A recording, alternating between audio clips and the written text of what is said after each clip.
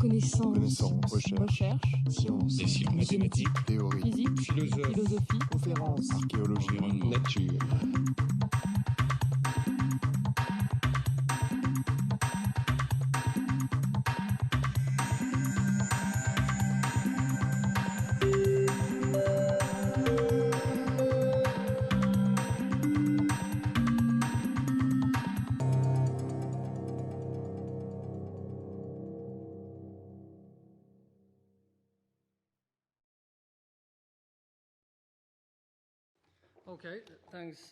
Bon, merci.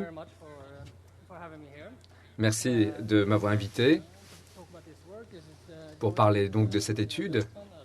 Je travaille avec Martina Björkman à l'université de Boccani.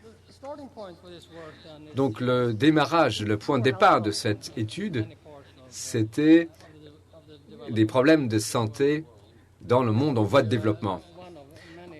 Alors, à titre d'exemple,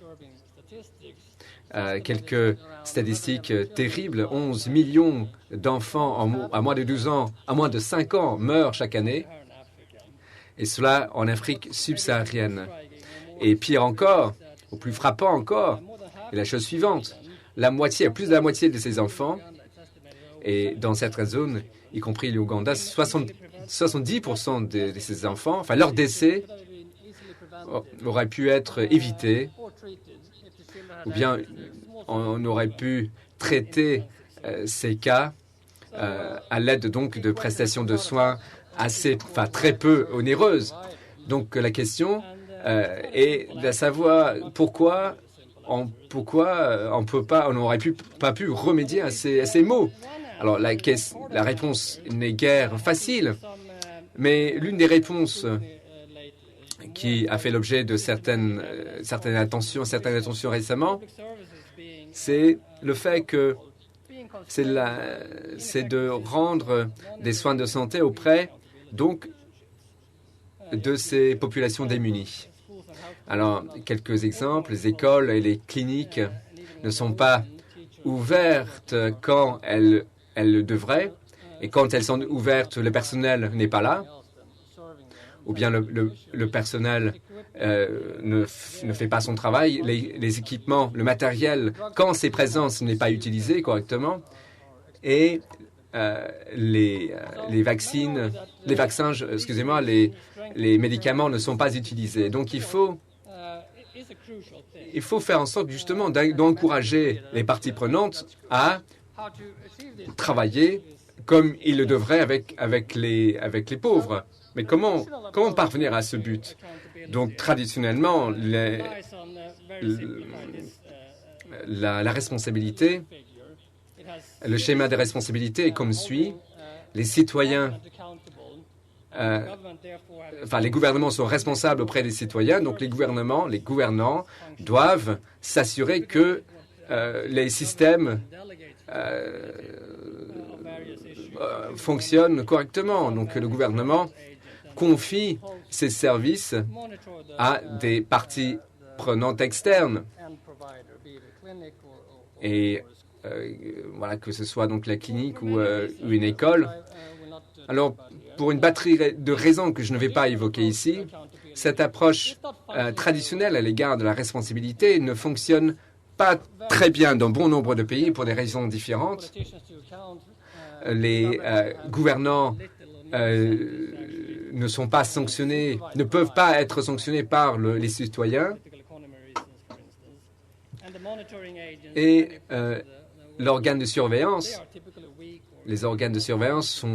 sont faibles et ou sont en but à des dysfonctionnements et n'ont pas de raison de surveiller correctement ce qu'ils devraient surveiller.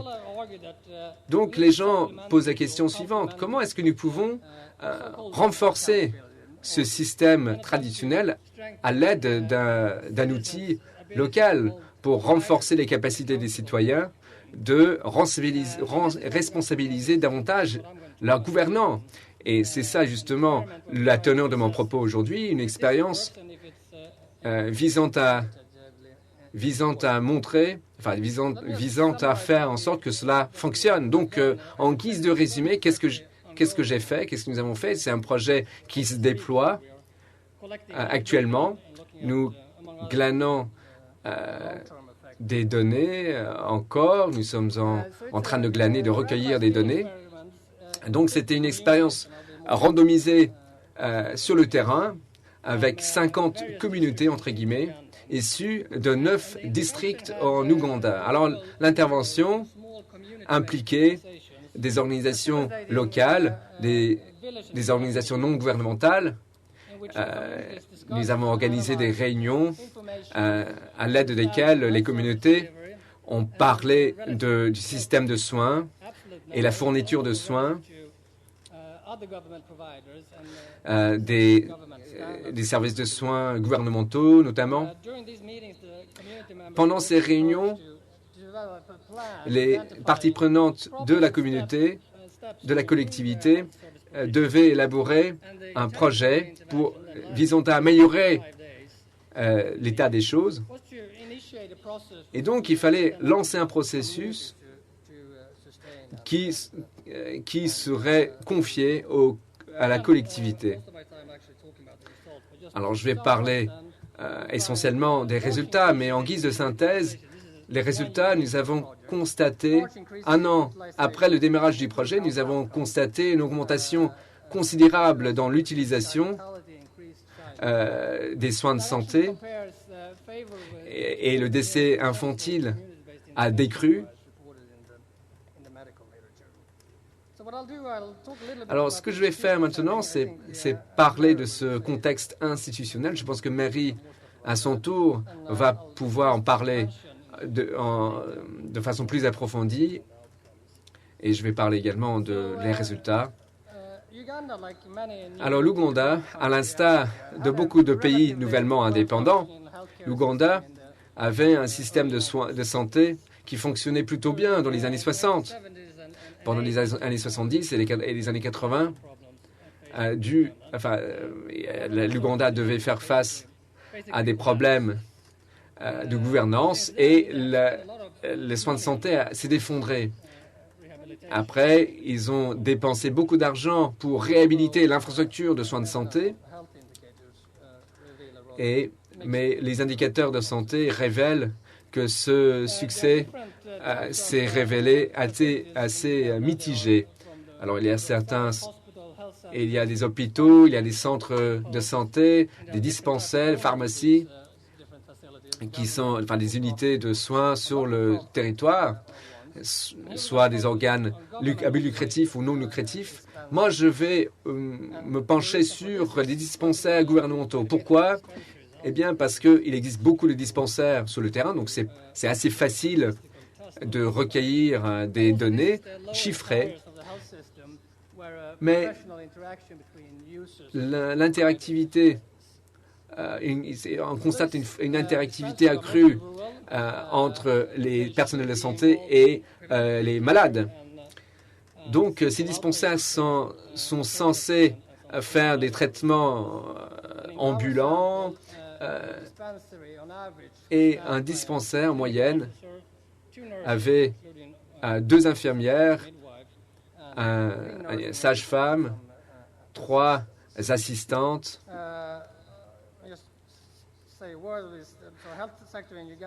Alors, le secteur de santé en Ouganda est centralisé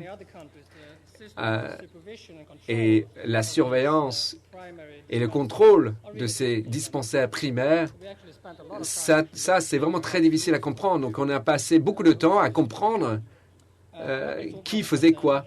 Je ne vais pas m'attarder sur ce propos, mais plutôt nous allons parler de ces comités de gestion des unités de santé qui, normalement, doivent forger vraiment un lien probant entre le personnel de santé et la population.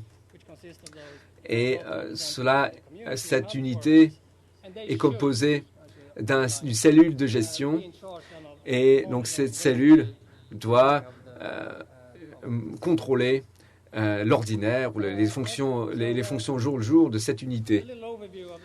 Donc, un bref survol du projet. Dans un premier temps, l'objectif principal de l'intervention, c'était de renforcer la responsabilité des fournisseurs de soins de santé auprès des citoyens clients. Et donc, nous voulions lancer des processus à travers les organes sur le terrain, organes donc ou processus qui seraient faciles à piloter par les acteurs du terrain après notre départ. Alors pourquoi, la question se pose de savoir pourquoi est-ce que les collectivités ne sont pas impliquées dans la surveillance de ces acteurs de santé? Pour plusieurs raisons, à mon sens. J'en ai souligné deux. Et nous avons tenté de répondre à cela. Premièrement, un manque d'accès à des informations fiables. Et puisque vous n'avez pas cette information, ça rend malaisé la possibilité de souligner des mauvais comportements. Ensuite, la surveillance, le contrôle. Parfois, c'est un bien public et cela peut s'avérer très épineux. Alors, tout le monde souhaiterait peut-être qu'une unité soit surveillée, mais personne ne veut vraiment le faire, même si le concept, tout le monde est d'accord que ce concept est intéressant. Personne ne veut l'assurer. Alors, qu'est-ce que nous avons fait? Alors, nous avons doté des collectivités des informations probantes et nous avons stipulé les droits des individus faisant partie de la collectivité et nous avons tenté d'encourager les membres de ces collectivités, de cette communauté, à se mettre d'accord sur ce qu'ils pouvaient escompter en matière de services de soins auprès donc de ces dispensaires primaires. Il fallait également développer un projet, une feuille de route pour améliorer les soins fournis par ces unités. Alors, nous voulions justement que les personnels de santé soient davantage mobilisés au service donc de leur collectivité, de leur communauté. Un travailleur donc dans ce type de dispensaire ont très peu d'encouragement pour s'améliorer, parce que les encouragements financiers c'est quelque chose dont ils ne peuvent pas bénéficier et le licenciement est une menace qu'un employeur peut brandir à l'encontre de ce personnel réfractaire à toute amélioration, mais en pratique, c'est pas comme cela que ça se fait. Et donc, il faut prendre cela en compte. Et les sanctions sociales, c'est quelque chose qui est plus facile d'utilisation et qui s'avère plus efficace. Donc, les 50 projets dans les zones rurales et la zone d'exploitation de chaque dispensaire étaient définis comme les foyers à proximité, enfin dans un rayon de 5 km autour donc de ce dispensaire. Donc 110 000 foyers résidant dans ces communautés. Et donc, voici les chiffres. Alors, je vais évoquer, si vous me permettez, notre intervention proprement dite.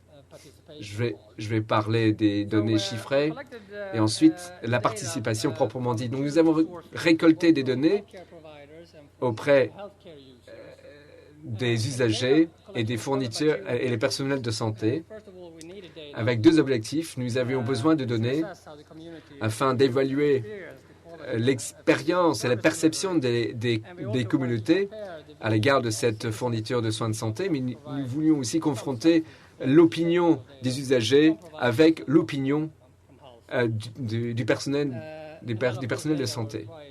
Évidemment, il fallait utiliser des données pour évaluer l'impact. Donc, je vais passer outre ces quelques planches. Donc, un petit sous-ensemble des résultats a été collectés et recensés sur des report cards, des sortes de fiches. Et donc, nous avons élaboré ces fiches. Et les données sur ces fiches étaient retenues comme étant des éléments clés qu'il fallait absolument améliorer. Donc, afin d'améliorer la fourniture de soins de santé. Donc, chaque communauté avait sa propre fiche pour recenser les résultats saillants. Alors, avant de faire ce projet, nous avons fait beaucoup de projets pilotes. Bon nombre d'entre eux se sont soldés par un échec. Au départ, nous avons pensé peut-être avoir un meilleur système de diffusion d'informations, campagne d'affichage par exemple, mais après on s'est rendu compte que ces affiches étaient retirées des murs juste après leur pause. Et donc, nous avons abandonné cette méthode et nous en avons conclu que juste diffuser l'information, ce n'était pas assez, ce n'était pas suffisant. Ainsi fallait-il adopter une approche plus sophistiquée. Et donc, une approche plus participative a été adoptée, en définitive, où les membres de la communauté devaient analyser et interpréter les résultats, les informations glanées. Et dans ces différents dispensaires, nous avions des facilitateurs. Et donc, nous avons fait ça à travers plusieurs réunions du personnel et réunions entre le personnel et les usagers.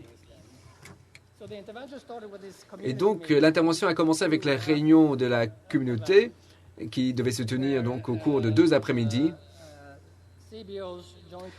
et des CBO conjointement avec les chefs locaux ont insisté des personnes émanant de différents secteurs de la communauté, alors avec certaines différences, mais 150 participants, grosso modo, ont contribué à ces réunions et dans certains cas, il y avait davantage de participants que 150. Et au cours de ces réunions, les facilitateurs se sont appuyés sur des modalités de diffusion d'informations et avec pour but final d'encourager les parties prenantes à savoir comment mieux surveiller et contrôler la fourniture de soins de santé. Donc, à l'issue de ces 2 jours de travail, les résultats ont été résumés ainsi. Alors, différentes communautés étaient en but à des contraintes différentes. Donc, les plans d'action différaient, n'est-ce pas, de communauté en communauté. Mais certaines choses qui étaient communes à toutes ces communautés, à tous ces plans d'action, étaient absentéisme trop élevé, qualité de soins de santé qui différait de communauté en communauté, un temps d'attente trop long. Donc, à l'issue de cela, il y avait une réunion sur un jour au niveau du dispensaire avec tout le personnel présent. Et au cours de cette réunion, les facilitateurs ont tenté de contraster l'information fournie par le personnel de santé, confronter cela avec les usagers. Autrement dit, donc il y avait une question portant sur le temps d'attente et si vous demandiez les foyers disaient 2 ans et pour les fournitures de soins de santé, c'était 2 minutes. Donc on confrontait ces données. Donc vous avez dit que le temps d'attente moyen, c'est 2 minutes et au niveau des individus qui souhaitent bénéficier des soins de santé disent 2 heures. Donc après, on tentait de remonter jusqu'aux causes de chaque élément. Ensuite, lors Alors, il y avait d'autres réunions où l'intégralité du personnel de santé était présent. Et à l'occasion de cette réunion, des voies d'amélioration ont été évoquées. Et il fallait aussi songer à rédiger un contrat qui stipulerait ce qu'il faudrait faire pour améliorer les choses et qui en serait responsable. Donc, voici la teneur de l'intervention. Après 6 mois, les CBO sont retournés sur le terrain pour faire un projet semblable, mais à une échelle moindre, et cela sur 2 jours. Donc, une réunion intracommunautaire. Et ces organes de contrôle locaux ont été incités à donc se rendre dans ces villages. Mais nous n'avons pas les résultats de cela. Voici l'échéancier. Nous avons récolté les données de base en 2004 et nous avons démarré les choses en 2005 avec ces réunions que je viens d'évoquer. Et ensuite, un an plus tard, nous sommes retournés sur le terrain pour récolter des données portant sur le groupe témoin, portant également sur les usagers et les personnels de santé. Donc voici les résultats. Alors, ce que nous voulions évaluer, c'était de savoir si l'intervention a pu avoir une incidence significative sur la quantité et la qualité des soins de santé dispensés. Nous voulions également documenter les changements par rapport à cette responsabilité, cette question de la responsabilité. Est-ce que l'intervention a augmenté la capacité des communautés de surveiller la fourniture de soins de santé? Est-ce que cela avait un impact sur le comportement du personnel de santé? Est-ce que cela a eu un impact sur l'agent et le réseau destiné à fournir donc ces soins de santé? Donc je vais passer outre ces planches.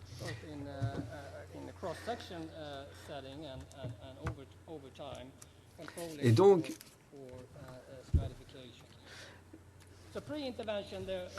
la pré-intervention, il n'y avait pas de différence systématique entre le groupe témoin et le groupe qui faisait l'objet de notre étude. Et donc je vais consacrer aux 5 minutes qui me restent je vais parler de ces résultats. La première question, je vais commencer avec la question 2, ensuite 3, 4, et ensuite je vais remonter à la première question. Bon, donc documenter ces processus nous permet d'observer que les communautés sont davantage impliquées dans le contrôle des soins de santé. Alors ça, c'est une question importante à l'échelon national. Et nous avons décidé, à ce titre, qu'il ne fallait pas avoir des observateurs sur le terrain, trop d'observateurs sur le terrain. Donc, nous avons 2 sources d'informations, des foyers qui nous donnaient des informations, et nous avons également des informations émanant des conseils locaux. Donc, grâce à ces rapports LC et CBO, conseils locaux et LC, conseils locaux, ça c'est une vision moyenne, n'est-ce pas? Parce que la situation est différente de communauté en communauté. Alors, le conseil local ont fourni une contribution intéressante. Donc, il y avait 6 réunions de conseil local en 2005. Et à l'occasion de ces réunions, 9 villages ont débattu des questions justement touchant au contrat que j'ai évoqué tout à l'heure. Et donc là, il s'agit de la fourniture de soins premiers. C'est une question cruciale s'il en fallait. Et comment ces HUMC, comment est-ce qu'ils étaient créés et dissous? Et un tiers de ces HUMC ont été dissous, mais aucun changement dans les zones, enfin dans le groupe contrôle. Les membres de la communauté sont devenus plus actifs et sont commencés à venir au niveau de la clinique pour poser des questions, du dispensaire pour poser des questions quant au contrat passé avec la communauté. Et quant aux outils comme des registres de présence, ils ont été mis en place dans plusieurs sites. Ce sont là des données que nous avons collectées et nous avons fait une enquête. Et vous voyez qu'il y a des changements qui ont été opérés sur nombre de ces outils de contrôle. Donc, dans la zone témoin, vous aviez une boîte à idées et 32% dans le groupe traité, vous aviez la boîte à idées. Et vous voyez également les résultats sur le nombre de tickets de personnes en attente, etc. Nous avons également collationné des données au niveau des foyers qui nous disent les performances du personnel du dispensaire faisaient l'objet de discussions au niveau des réunions de village et on a constaté qu'il y avait une différence de 13% de points entre les villages témoins et les villages traités, c'est-à-dire que dans les villages traités, on discutait beaucoup plus des performances du personnel hospitalier lors de réunions des villages. Donc, et il y avait également plus de discussions autour du contrat passé avec la communauté. Donc, est-ce que le contrôle de la communauté a un effet sur le travail et le comportement des soignants? Encore une fois, ce n'est pas forcément facile à mesurer, mais nous avons quand même étudié quelques éléments, comme par exemple les procédures d'examen, le temps d'attente et l'état sanitaire général du dispensaire. Et pour chacun de ces paramètres de mesure,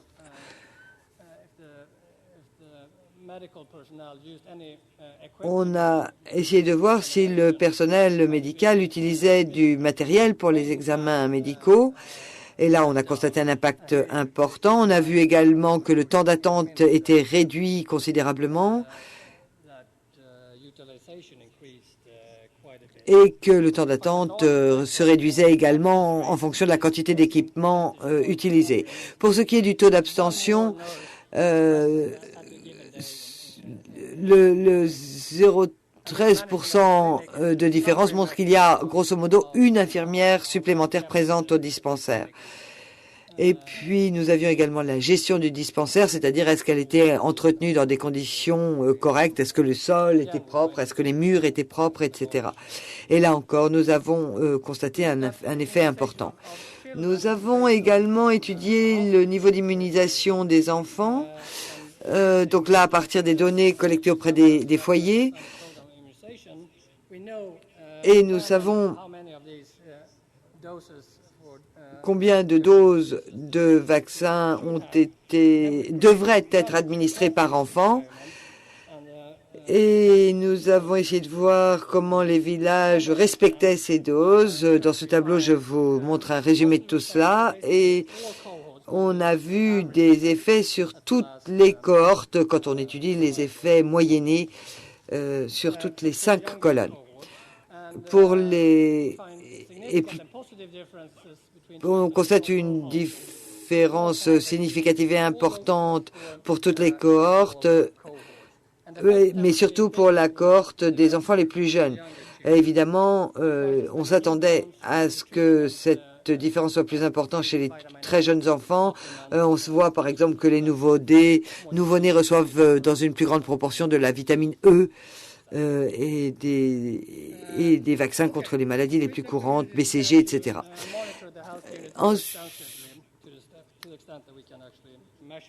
Maintenant, ce qu'il convient de faire, c'est de mesurer plus précisément la cellule familiale et dans la mesure où cela est possible. Et voir quel est l'impact de la fourniture de services de santé. Le contrôle d'une communauté a permis d'améliorer le statut des soins de santé. Je voulais maintenant partager avec vous quelques chiffres que nous avons rassemblés en comptant le nombre de patients au quotidien qui visitaient le dispensaire. Et vous avez donc les patients en ambulatoire et les patients qui venaient pour le planning familial. Et on constate qu'on a une forte augmentation en pourcentage du taux d'utilisation du dispensaire.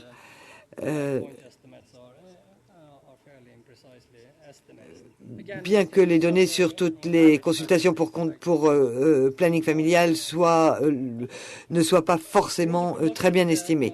Nous pouvons également étudier les choses du point de vue des foyers, des ménages, et ce qui est important parce que il est possible que des personnes passent d'un dispensaire à un autre, même si il y a une distance assez considérable d'un dispensaire à un autre, mais il est possible qu'ils passent d'un médecin privé à un dispensaire public. Et en fait, on a constaté que les gens passent du sorcier guérisseur ou de l'automédication au traitement dans les sites mis à disposition dans le cadre du projet pour ce qui est du groupe traitement.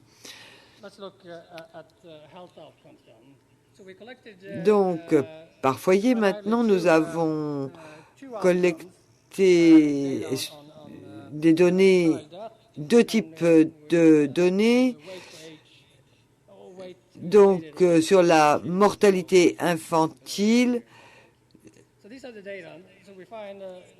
pour tous les enfants et les enfants âgés de moins de 5 ans. Donc, la première colonne vous montre la mortalité des enfants de moins de 5 ans dans la communauté. Et vous voyez qu'au moment de l'introduction du programme, on a constaté une réduction de 30% de la mortalité des enfants de moins de 5 ans, même si vous voyez que la marge d'erreur est toujours là. Maintenant, si vous regardez le taux de mortalité infantile en général, on constate également un écart que nous avons pu estimer de façon assez précise.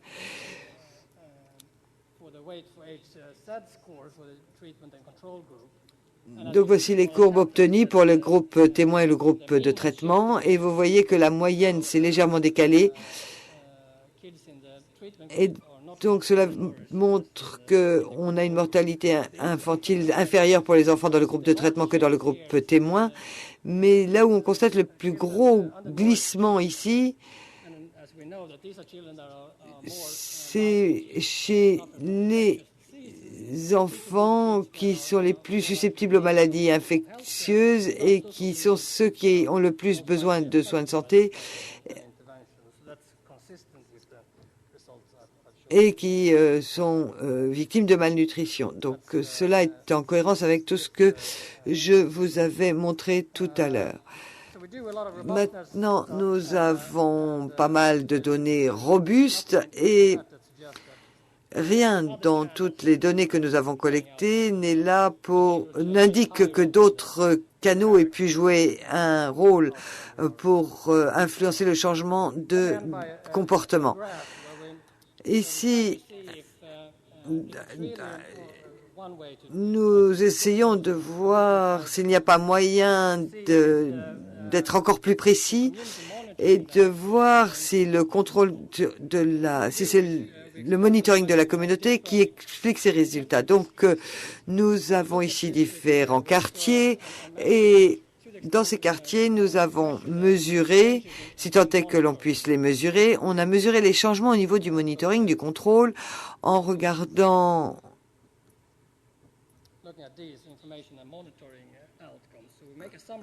les informations et les résultats du monitoring. Et ensuite, on a regardé les corrélations entre les quartiers au fur et à mesure que l'on constatait des modifications au niveau du monitoring et on regardait si elles étaient en lien avec des changements qui s'étaient opérés. Je suis désolée, je suis un petit peu perdue. Donc le premier cas, c'est l'utilisation Et le deuxième, c'est la mortalité infantile. Donc, ça, j'aurais dû le voir si j'avais eu le document sous les yeux, mais donc sur le diagramme du dessus, vous avez en haut à droite les communautés traitées, alors que les communautés témoins, du groupe témoin, se trouvent toutes regroupées en bas à gauche.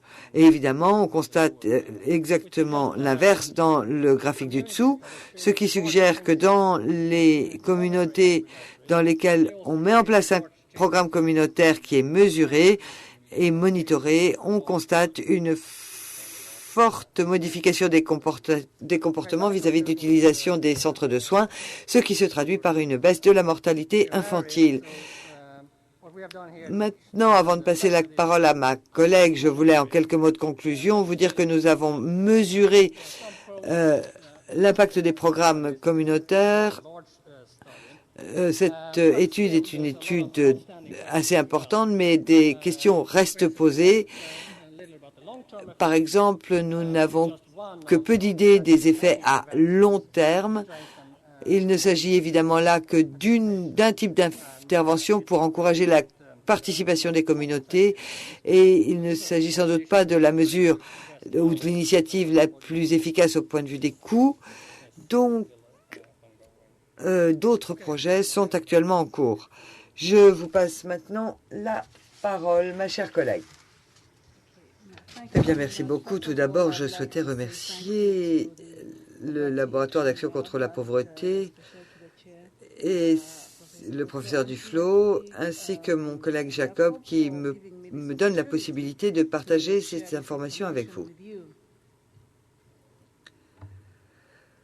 Donc, pour les personnes qui ne savent pas où est l'Ouganda, l'Ouganda est un petit pays que j'ai coloré en bleu au milieu de l'Afrique. Donc, quelques chiffres dont Jacob vous a déjà dit quelques mots, donc je ne vais pas trop rentrer dans les détails, mais vous voyez que les indicateurs de santé. Nous avons des défis auxquels nous devons faire face dans le secteur, notamment le secteur de la santé est sous-financé et nous essayons de faire la différence pour le peuple ougandais au niveau de la santé, mais les personnes qui vivent en Ouganda ou qui ont de la famille dans le pays, nous souhaitons leur mettre à leur disposition des soins de santé de qualité. Donc le secteur est sous-financé, le budget de la santé ne représente que 11 à 12% du budget national, mais la question est de savoir si c'est vraiment un sous-financement ou bien si c'est une mauvaise utilisation des financements disponibles. Donc la question, est-ce que c'est un problème de sous-financement, est-ce que c'est un problème de manque de personnel, de manque d'équipement, et l'abolition du ticket modérateur a été annoncée en 2001 et maintenant la santé est décentralisée et les gouvernements reçoivent 34% du PNB par le biais de transferts et les gouvernements et ces fonds sont utilisés par les gouvernements locaux sans que le gouvernement central ait son mot à dire. Quelle est la demande en santé? Eh bien, le budget des familles consacré à la santé est de 7%. La plupart des gens se rendent au dispensaire ou à la clinique. Il reste encore beaucoup de personnes qui ont recours à l'automédication, qui vont directement à la pharmacie ou bien qui se soignent eux-mêmes à la maison. Quant au centre de santé, cela représente 26%. Et ils seront dans ce cas-là, dans des cliniques privées et non pas dans des hôpitaux gouvernementaux parce qu'ils pensent que les cliniques sont plus professionnelles et qu'ils peuvent offrir des services de meilleure qualité. Comme l'a dit Jacob, nous avons également des unités de gestion de la santé au niveau des villages et nous avons également des équipes de santé dans certains villages. Et vous allez voir le rôle que jouent ces équipes tout à l'heure. Donc ici, une photo qui vous montre des membres d'une équipe sanitaire dans un village. Ce sont des femmes qui ont suivi une formation quant à l'utilisation des médicaments et sur d'autres problèmes liés à la santé.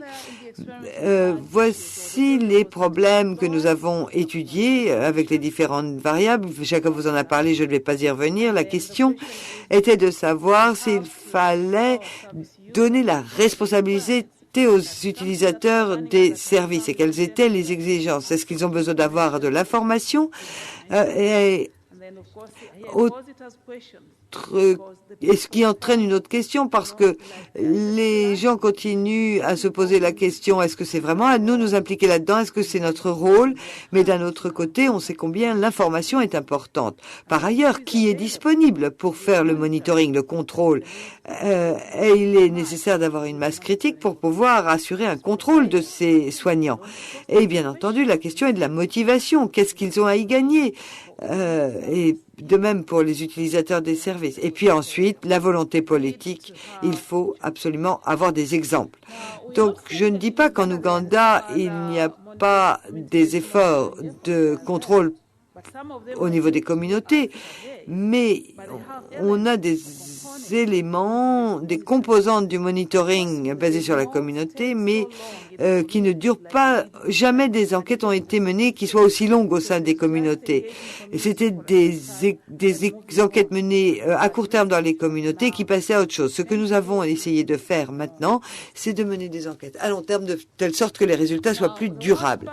Donc, ce que nous essayons de faire dans un premier temps, c'est d'aider les communautés à utiliser les ressources et nous essayons également de mettre au point une stratégie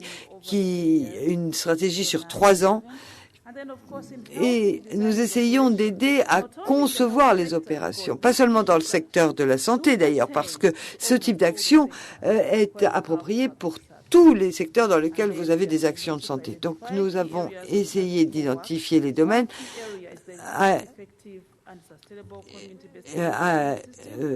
identifier. Donc le premier étant de déterminer le modèle de monitoring qui pourrait être utilisé efficacement au niveau des communautés et ensuite d'identifier les domaines de travail d'analyse afin de fournir plus d'informations au gouvernement politique de façon à ce que des décisions puissent être prises. Est-ce que ce genre de responsabilité relève des gouvernements locaux ou est-ce que ça doit remonter au niveau du gouvernement national? Bien entendu, quels sont les enseignements?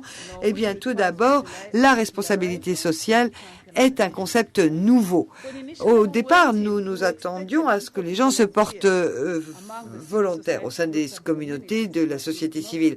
Mais nous nous sommes rendus compte que ce genre d'élan a disparu depuis longtemps et les autres problèmes concernant les droits et les responsabilités des citoyens, sachant qu'on a le droit à un service de... Les gens ne sont pas forcément conscients du fait qu'ils ont le droit à un service de santé, d'éducation. Et les capacités sont très faibles pour mettre en place ces programmes de monitoring. Donc, on s'est rendu compte qu'il fallait prendre le temps du dialogue. Et autre problème, c'est que certaines personnes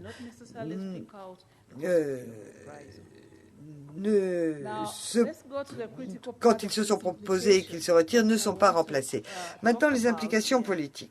En parlant avec les gouvernements et en étudiant les politiques et en parlant du secteur du santé, nous faisons une revue tous les mois d'octobre, tous les ans, et voici les points qui sont étudiés. Tout d'abord, nous revoyons la politique de décentralisation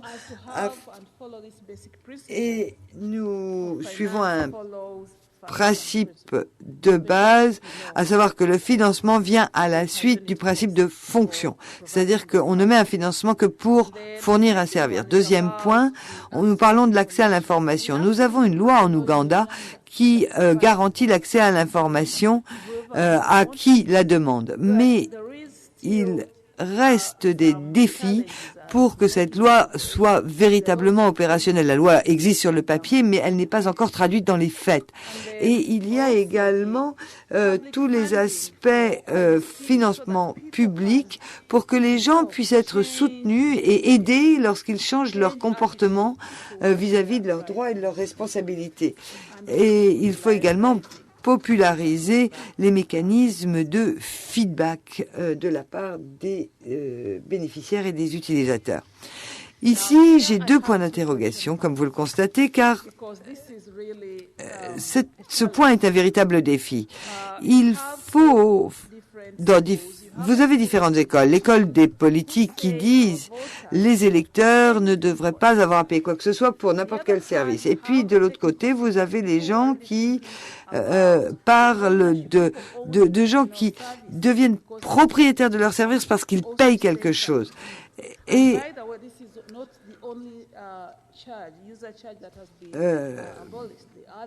comme je vous l'ai dit que tout à l'heure, ce qu'on appelle le ticket modérateur ou les frais pour les utilisateurs des soins de santé ont été abolis, ça n'existe plus, ça a été une annonce politique et tout à coup, il n'y avait plus cette taxe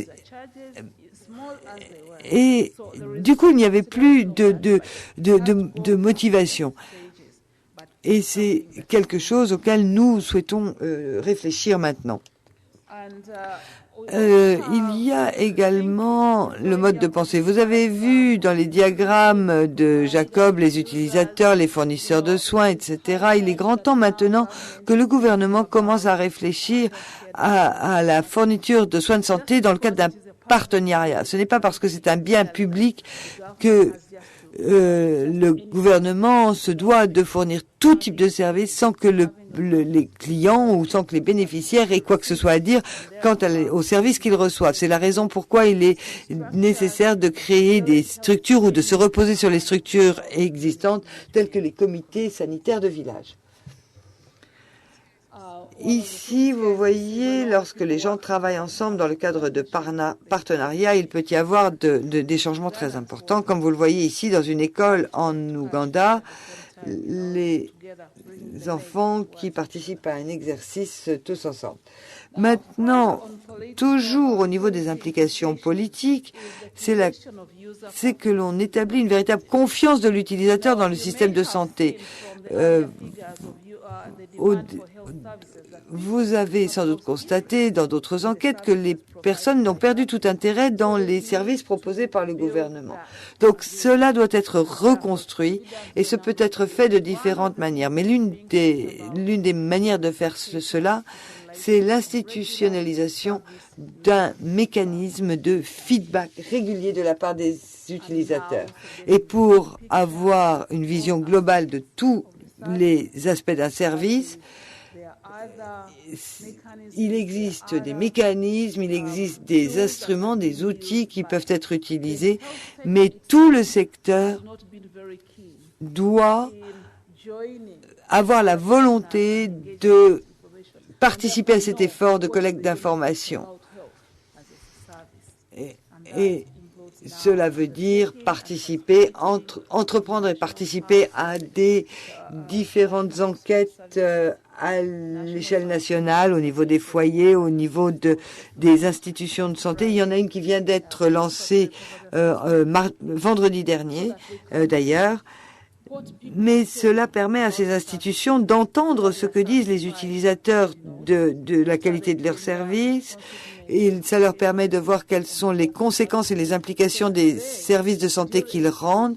Et cela leur permet de gérer les problèmes dans le cadre de la planification de ces soins de service, car tout problème peut être traité. Voilà, je vous remercie pour votre attention.